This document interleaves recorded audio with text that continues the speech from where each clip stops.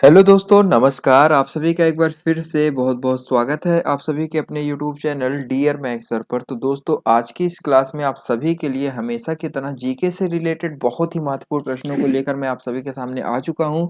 तो आप सभी लोगों से इतना रिक्वेस्ट है कि यदि चैनल पर नए हैं तो सबसे पहले करना क्या है, चैनल को सब्सक्राइब करना है, जिससे कि आने वाली क्लास की नोटिफिकेशन आप सभी को आसानी से मिल जाया करें।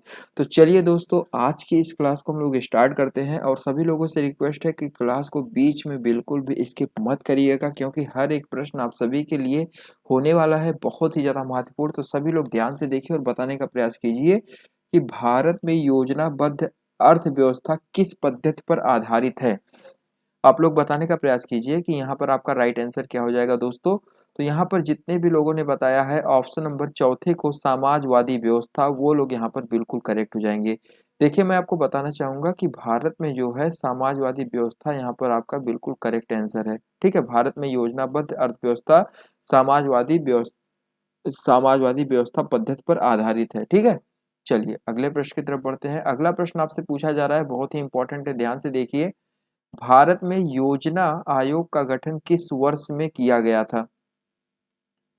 बताने का प्रयास कीजिए दोस्तों, बहुत ही इंपॉर्टेंट है। तो मैं आपको बताना चाहूंगा कि भारत में जब स्वतंत्रता प्राप्ति हो गई थी तो उसके बाद ही जो है ये हुआ था। तो यहाँ पर जितने भी लोगों ने ऑप्शन नंबर दूसरे को बताया है सन 1950 ईस्वी, वो लोग यहाँ पर बिल्कुल करेक्ट हो जाएंगे। ऑप्शन नंबर आपका यहाँ पर दूसरा वाला यहाँ पर बिल्कुल करेक्ट हो जाएगा, सन 1950 ईस्वी। और यहाँ पर समाजवादी व्यवस्था जितने भी लोगों ने टिक नहीं देखा था देख सकते हैं, चौथा वाला यहाँ पर सही था। चलिए, यहाँ पर दूसरा सही है। अगला प्रश्न है, निम्नलिखित में से कौन सा युग्म सही नहीं है? ठीक है, आप लोग बताने का प्रयास कीजिए। तो दोस्तों, आप सभी लोग देखिए, यहाँ पर आपके ऑप्शंस दिए गए हैं। तो यहाँ पर पहला वाला ऑप्शन क्या है, पांचवी पंचवर्षीय योजना 1961 से 1966, यह युग्म क्या आपको सही लग रहा है? तो दोस्तों, रोजगार की स्तर की बात करें तो रोजगार के स्तर में वृद्धि करने और गरीबी को कम करने और आत्मनिर्भर प्राप्त करने के लक्ष्यों के साथ जो है पांचवी पंचवर्षीय योजना में जो है सन 1974 से 1979 निर्धारित की गई है, ना कि 1961 से 1966। तो पांचवी पंचवर्षीय योजना यहाँ पर गलत है, यहाँ पर होना चाहिए दोस्तों सन 1974 से 1974 से। आप लोग इसे ध्यान से देखिए, ये पांचवी पंचवर्षीय योजना जो है 1974 से 1979 निर्धारित की गई है, ना कि 1961 से 66। ठीक है, तो ये चीज आप लोग ध्यान से देखिए, कॉपी पेन साथ में रखे हैं तो लिखते हुए चलिए। तो यहाँ पर आपका जो राइट आंसर हो जाएगा दोस्तों, पहला वाला यहाँ पर बिल्कुल करेक्ट हो जाएगा, क्योंकि यह युग्म सही नहीं है। पांचवी पंचवर्षीय योजना में हुआ क्या था, इसमें जो है दोस्तों रोजगार के स्तर में वृद्धि करने और गरीबी को कम करने के लिए जो है कुछ कदम उठाए गए थे। ये पांचवी पंचवर्षीय योजना का जो है निर्धारित करता है। चलिए, संविधान के किस अनुच्छेद में कहा गया है कि अध्यक्ष के पास निर्णायक मत होगा जिसका प्रयोग मतों की संख्या बराबर होने की स्थिति में किया जाएगा? तो दोस्तों, यहाँ पर जितने भी लोगों ने बताया है ऑप्शन नंबर तीसरे को, अनुच्छेद 100 को, वो लोग यहाँ पर बिल्कुल करेक्ट हो जाएंगे। ऑप्शन नंबर तीसरा आपका यहाँ पर बिल्कुल राइट है। चलिए, अगला प्रश्न आपसे पूछा जा रहा है कि जीएनपी राशन अवमूल्यन जो है वो आपका किससे निर्धारित होता है? राष्ट्रीय आय से, या एनडीपी से, या एनएनपी से, या जीएनपी से? तो दोस्तों, यहाँ पर आप लोग बताने का प्रयास कीजिए, बहुत ही इंपॉर्टेंट प्रश्न है। तो यहाँ पर दोस्तों, जितने भी लोगों ने ऑप्शन नंबर तीसरे को बताया है वो लोग यहाँ पर बिल्कुल करेक्ट हो जाएंगे, एनएनपी। ठीक है, सकल राष्ट्रीय उत्पादन यहाँ पर आपका बिल्कुल करेक्ट हो जाएगा, जिसे हम लोग कहते हैं यहाँ पर एनएनपी। चलिए, अगला प्रश्न आपसे पूछा जा रहा है कि जब सरकार के विभिन्न अंगों के बीच सपा का बंटवारा हो तो उसे कहा जाता है? बताने का प्रयास कीजिए दोस्तों, यहाँ पर आपका राइट आंसर क्या हो जाएगा? तो अधिकारों का विभाजन राज्य के शासन के लिए एक मॉडल है जिसमें राज्य कई शाखाओं में विभाजित होता है। तो यहाँ पर आपसे पूछा जा रहा है, यदि राज्य कई शाखाओं में विभाजित हो तो उसे हम लोग कहते हैं क्या? अधिकारों का वितरण। ऑप्शन नंबर दूसरा वाला यहाँ पर बिल्कुल करेक्ट हो जाएगा। निम्नलिखित में से कौन सा गठबंधन सरकार के बारे में सही है? बताने का प्रयास कीजिए दोस्तों। आपका राइट आंसर यहाँ पर क्या हो जाएगा? तो दोस्तों यहाँ पर जितने भी लोगों ने बताया है दो या दो से अधिक दलों के बीच सत्ता की साझेदारी, ये आपका बिल्कुल करेक्ट है। ठीक है, कौन सा गठबंधन सरकार के बारे में सही है? तो दो या दो से अधिक दलों के बीच सत्ता की साझेदारी, ये आपका बिल्कुल सही है। अगला प्रश्न आपसे पूछा जा रहा है कि राज्यसभा का सदस्य बनने के लिए न्यूनतम आयु जो है वो कितनी होनी चाहिए? तो बहुत ही इंपॉर्टेंट है, ध्यान से देखिए। तो न्यूनतम आयु होनी चाहिए दोस्तों आपकी 30 वर्ष। ठीक है, ऑप्शन नंबर दूसरा वाला आपका बिल्कुल करेक्ट है। संविधान के अनुच्छेद 84 में जो है संसद की सदस्यता के लिए जो है अर्हता से संबंधित कुछ नियम बनाए गए थे, जिसमें राज्यसभा की सदस्यता के लिए न्यूनतम आयु जो होनी चाहिए वो होनी चाहिए 30 वर्ष। ये अनुच्छेद 84 में आपको मिलेगा। ठीक है, चलिए। किसकी आयु 30 वर्ष होनी चाहिए? वो राज्यसभा के सदस्य बनने के लिए। ये चीज आप लोग ध्यान में रखिए। अगला प्रश्न आपसे पूछा जा रहा है कि भारत में स्वतंत्रता के बाद कितनी बार राष्ट्रीय आपातकाल लागू हो चुकी है? तो दोस्तों यदि बात करें आंतरिक आक्रमण की, तो आंतरिक आक्रमण या उसे आप लोग कह सकते हैं सशस्त्र विद्रोह के आधार पर पूरे भारत या इसके किसी भाग में राष्ट्रीय आपातकाल लगाया जा सकता है। और इन्हीं तथ्यों के आधार पर यदि बात करें तो भारत में सन 1962 ईस्वी में चीन से जब युद्ध हुआ था, ठीक है, और सन 1971 ईस्वी में जब पाकिस्तान से युद्ध हुआ था, तब जो है 1975 में इंदिरा गांधी द्वारा घोषित आपातकाल की घोषणा की गई थी। तो यहाँ पर देखा जाए तो टोटल कितनी बार, यहाँ पर ऑप्शन नंबर आपका तीसरा वाला जो है बिल्कुल करेक्ट हो जाएगा। पहला सन 1962 ईस्वी में जब चीन से युद्ध हुआ था, और दूसरा दोस्तों जब पाकिस्तान से युद्ध हुआ था सन 1972 ईस्वी में, और तीसरा 1975 ईस्वी में इंदिरा गांधी के द्वारा जो है आपातकाल की घोषणा की गई थी। तो ये आपके तीन बिल्कुल राइट हो जाएंगे। डेट सहित आप लोग देख सकते हैं।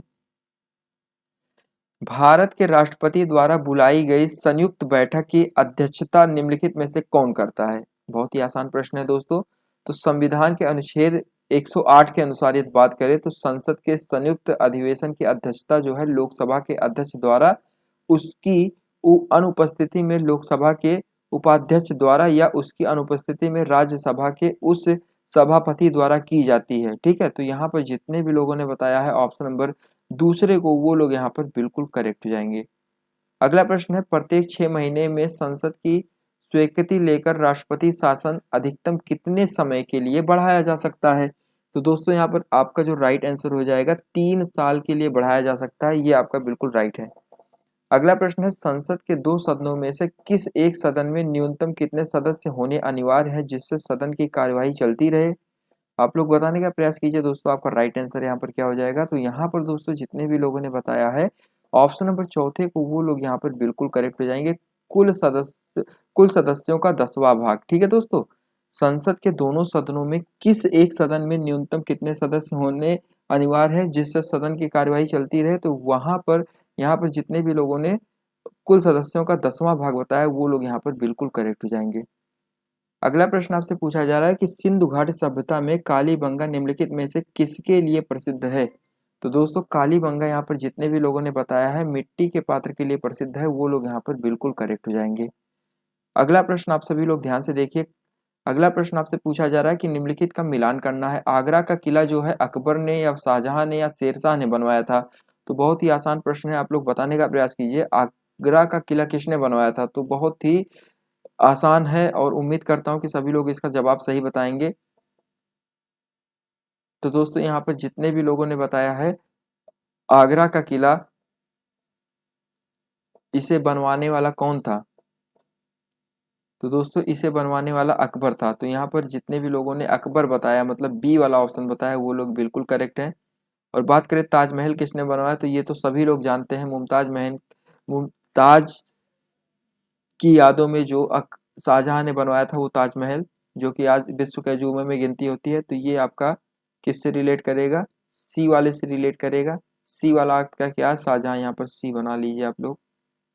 ठीक है, और आगरा का किला अकबर ने बनवाया, और बचा पुराना किला तो ये शेर शाह ने बनवाया। तो यहाँ पर बी सी ए जितने भी लोग बता रहे हैं वो लोग यहाँ पर बिल्कुल करेक्ट हो जाएंगे। तो बी सी ए मतलब ये ऑप्शन नंबर दूसरा वाला आपका यहाँ पर बिल्कुल करेक्ट हो जाएगा। आप लोग इसे टिक कर लीजिए, बहुत ही आसान है। और मैं आपको बताना चाहूंगा कि यदि आप लोग कभी आगरे के किले पर जाइए तो आगरे के किले से जो है आपको ताजमहल साफ साफ दिखेगा। ठीक है, आगरा का किला जो है यहाँ से आपको ताजमहल साफ साफ दिखेगा। चलिए, अगला प्रश्न आपसे पूछा जा रहा है कि पानीपत की द्वितीय लड़ाई किन दो सेनाओं के बीच लड़ी गई थी। तो दोस्तों आप लोग बताने का प्रयास कीजिए यहाँ पर आपका राइट आंसर क्या हो जाएगा। तो दोस्तों यहाँ पर जितने भी लोगों ने बताया है ऑप्शन नंबर तीसरे को, वो लोग यहाँ पर बिल्कुल करेक्ट हो जाएंगे। अकबर और हेमू के बीच लड़ी गई थी पानीपत की द्वितीय लड़ाई जो है, अकबर और हेमू के सेनाओं के बीच लड़ी गई थी। और जो है मैं आपको बताना चाहूंगा कि पानीपत का दूसरा युद्ध जो है ये 5 नवंबर को हुआ था। 5 नवंबर को हुआ था, ये चीज आप लोग ध्यान रखिए। और डेट सन था सन 1556 ईस्वी। ठीक है, तो ये द्वितीय युद्ध की लड़ाई की डेट है, तो आप सभी लोग देख सकते हैं। और आदिल शाह सूरी के मुख्यमंत्री और हिंदू सेनापति हेमू और मुगल सम्राट अकबर की सेनाओं के मध्य हुआ था ये युद्ध। और इस युद्ध में जो है अकबर ने निर्णायक जीत प्राप्त की थी। तो ऑप्शन नंबर यहाँ पर तीसरा वाला बिल्कुल करेक्ट हो जाएगा। चलिए अगले प्रश्न की तरफ बढ़ते हैं। निम्नलिखित में से किसने गदर आंदोलन में महत्वपूर्ण भूमिका निभाई थी। तो दोस्तों यहाँ पर आप सभी लोग देखिए, ऑप्शन नंबर आपका जो दूसरा वाला है लाला हरदयाल, ये बिल्कुल राइट हो जाएगा, जिन्होंने जो है गदर आंदोलन की भूमिका निभाई थी। निम्नलिखित में से कौन सी काल्पनिक रेखा 0 डिग्री अक्षांश पर स्थित है। तो दोस्तों यहाँ पर आप सभी लोग बताने का प्रयास कीजिए, आपका राइट आंसर क्या हो जाएगा। तो यहाँ पर जितने भी लोगों ने बताया है भूमध्य रेखा पृथ्वी के 0 डिग्री अक्षांश सतह पर काल्पनिक रेखा है, वो लोग यहाँ पर बिल्कुल राइट हो जाएंगे। चलिए अगला प्रश्न आपसे पूछा जा रहा है कि निम्नलिखित में से कौन सी भारतीय नदी पश्चिम की ओर बहती है और अरब सागर में गिरती है। तो दोस्तों यहाँ पर बहुत ही आसान प्रश्न ये भी आपसे पूछा जा रहा है। तो नर्मदा नदी जो है भारतीय प्रायद्वीप की 3 प्रमुख नदियों में से एकमात्र ऐसी नदी है जो ताप्ती नदी और माही नदी के साथ जो है पूर्व से पश्चिम की ओर बहती है। ठीक है, तो यहाँ पर आपका नर्मदा नदी जो है ये आपका पश्चिम की ओर बहती है और अरब सागर में गिरती है, बिल्कुल राइट हो जाएगा। अगला प्रश्न है पृथ्वी को क्षितिज के समांतर घेराव करने वाली काल्पनिक रेखाएं क्या कहलाती हैं।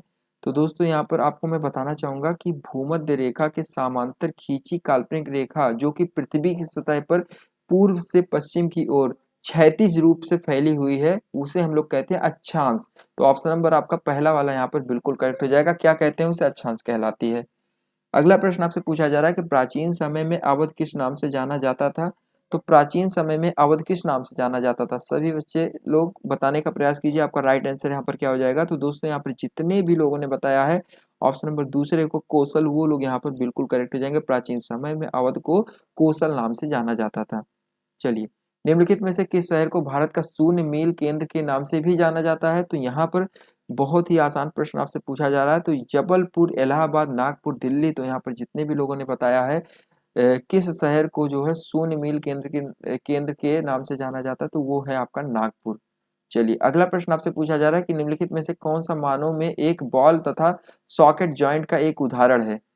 निम्नलिखित में से आपको बताना है मानव में एक बॉल तथा सॉकेट जॉइंट का उदाहरण है। तो दोस्तों यहाँ पर आप सभी के ऑप्शंस दिए गए हैं, बताने का प्रयास कीजिए। तो यहाँ पर जितने भी लोगों ने ऑप्शन नंबर दूसरे को बताया है कमर का जोड़, वो लोग यहाँ पर बिल्कुल करेक्ट हो जाएंगे, ऑप्शन नंबर दूसरा बिल्कुल राइट है। चलिए अगला प्रश्न है, आज की इस क्लास का लास्ट प्रश्न है, आप सभी लोग बताने का प्रयास कीजिए कि निम्नलिखित में से किसके लिए बीटी बीज की विकसित किया गया है। बताइए निम्नलिखित में से किसके लिए एक बीटी बीज भी विकसित किया गया है। तो दोस्तों यहाँ पर जितने भी लोगों ने बताया है ऑप्शन नंबर तीसरे को कपास, वो लोग यहाँ पर बिल्कुल करेक्ट हो जाएंगे, कपास आपका यहाँ पर बिल्कुल राइट आंसर है। तो दोस्तों ये बीटी बीज जो है किसके लिए विकसित किया गया है, वो कपास के लिए विकसित किया गया है। और आप सभी को एक चीज और पता होना चाहिए कि बीटी कॉटन जो है अनुवांशिकीय रूप से परिकृष्ट अवयव है, ठीक है, जो कि कपास की एक किस्म होती है। तो दोस्तों यहाँ पर कपास आपका बिल्कुल राइट हो जाएगा, जितने भी लोगों ने बताया ऑप्शन नंबर तीसरे को। तो दोस्तों इसी के साथ आज की क्लास आप सबकी यहीं पर समाप्त होती है, और आप सभी को आज की क्लास कैसी लगी कमेंट करके जरूर बताएं। और जितने भी लोग चैनल पर नए हैं, सबसे पहले करना क्या है, चैनल को सब्सक्राइब करना है, जिससे कि आने वाली क्लास की नोटिफिकेशन आप सभी को आसानी से मिल जाया करें। और हाँ दोस्तों, यदि आप सभी को आज की क्लास अच्छी लगी हो तो क्लास को, वीडियो को लाइक कर दीजिए और ज़्यादा से ज़्यादा लोगों तक शेयर कर दीजिए। धन्यवाद दोस्तों, मिलते हैं अपने किसी अन्य वीडियो में, तब तक के लिए टेक केयर, धन्यवाद, जय हिंद, जय भारत।